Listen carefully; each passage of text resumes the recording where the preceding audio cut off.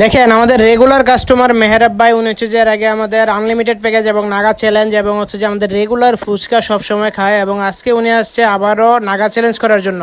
তো উনি হচ্ছে যে আজকে আস্ত বোম্বাই মরিচ দুইটা খাবে। খাওয়ার পর ওনার রিয়াকশনটা কেমন হয় চলুন দেখতে থাকি।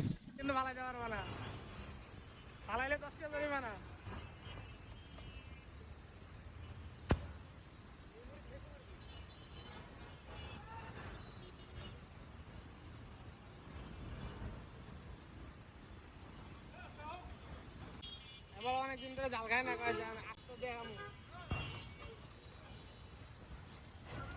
দেখাও।